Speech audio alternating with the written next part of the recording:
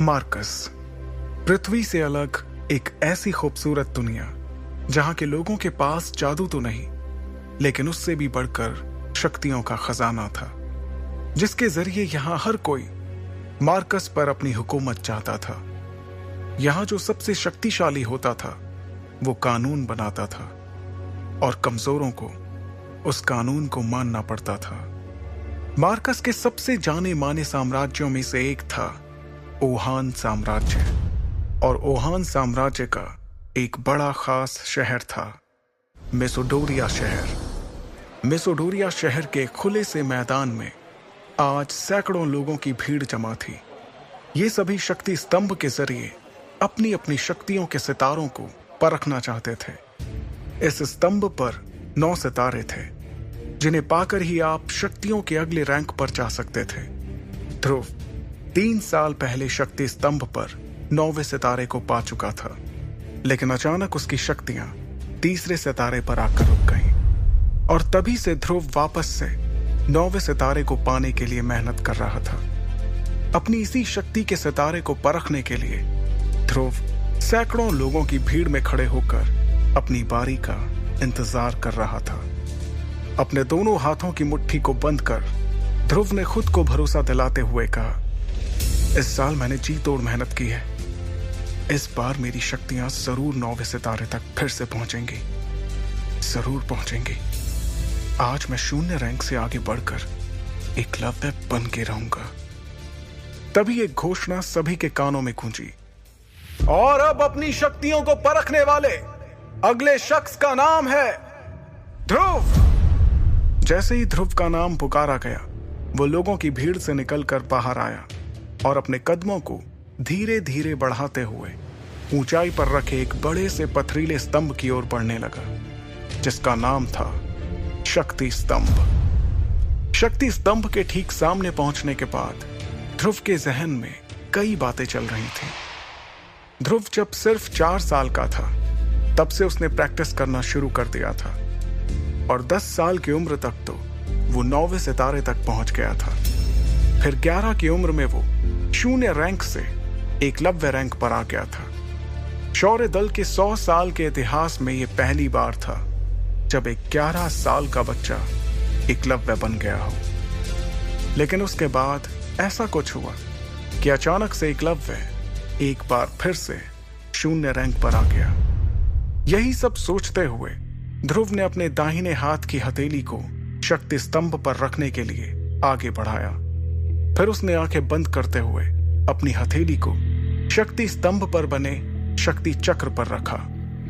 कुछ देर सन्नाटे के बाद ध्रुव के कानों में एक आवाज गूंजी, तीसरा सितारा, शक्ति और भी कम।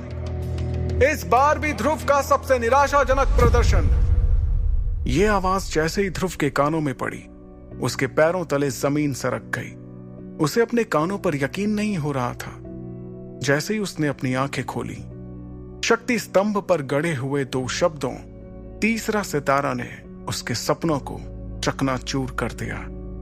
उसे बिल्कुल भी समझ नहीं आ रहा था कि आखिर ऐसा कैसे हो सकता था। इस बार तो उसने हर बार से ज्यादा मेहनत की थी। शक्ति स्तंभ के सामने खड़े ध्रुव ने अपने आप से बड़बड़ाते हुए कहा, नहीं नहीं, ऐसा नहीं हो सकता, ऐसा बिल्कुल भी नहीं हो सकता। खुद से नाराज ध्रुव ने दोबारा 2 से 3 बार अपनी हथेली को शक्ति स्तंभ पर रखकर देखा, लेकिन हर बार उसे अपनी आंखों के सामने वही सितारा दिखाई दे रहा था जिसने पिछले 3 सालों से उसकी रातों की नींद छीन रखी थी। उधर मैदान में खड़े सैकड़ों लोगों की भीड़ में से किसी ने चिल्लाते हुए कहा, ए शून्य रैंक, चल अब नीचे आ जा। अगर बार बार शक्ति स्तंभ पर हाथ रखने से शक्तियों का सितारा बढ़ जाता तो तू पिछले 3 सालों से तीसरे सितारे पर नहीं होता। उसके इतना कहते ही कई लोगों ने जोर के ठहाकों के साथ ध्रुव पर हंसना शुरू कर दिया। ये हंसी के ठहाके पूरे मैदान में गूंजते हुए ध्रुव के कानों में तीर की तरह चुभ रहे थे।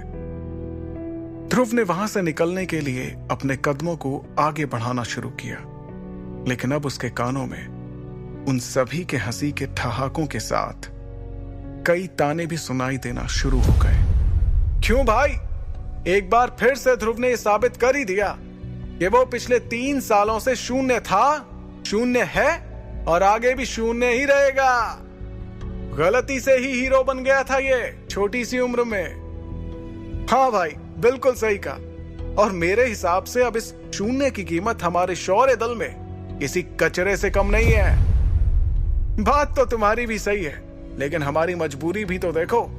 हमारे शौर्य दल के जांबाज लीडर अरेंद्र उसके पिता हैं। अगर ऐसा नहीं होता तो हम लोगों ने इसे कब का मेसोडोरिया से बाहर फेंक दिया होता। लोगों के मुंह से निकलते ताने ध्रुव के दिल में बेचैनी और घबराहट पैदा कर रहे थे। ये घबराहट अब उसके चेहरे पर भी साफ साफ नजर आ रही थी, जिसे वहीं पर मौजूद उसकी सबसे अच्छी दोस्त इरा भी भाप चुकी थी। इरा भीड़ से निकलते हुए बाहर आई और उसने ध्रुव के कंधे पर अपना हाथ रखा। अगले ही पल उन दोनों की नजरें आपस में मिली, जिससे ध्रुव की बेचैनी थोड़ी कम हुई। कुछ ही देर में वो दोनों साथ साथ कदम बढ़ाते हुए मैदान से बाहर निकल के जाने लगे। ध्रुव अपने घर शौर्य महल की तरफ बढ़ रहा था। तभी इरा ने उदास दिख रहे ध्रुव का हौसला बढ़ाते हुए कहा, ध्रुव, तुम्हें उन लोगों की बातों से परेशान नहीं होना चाहिए। मुझे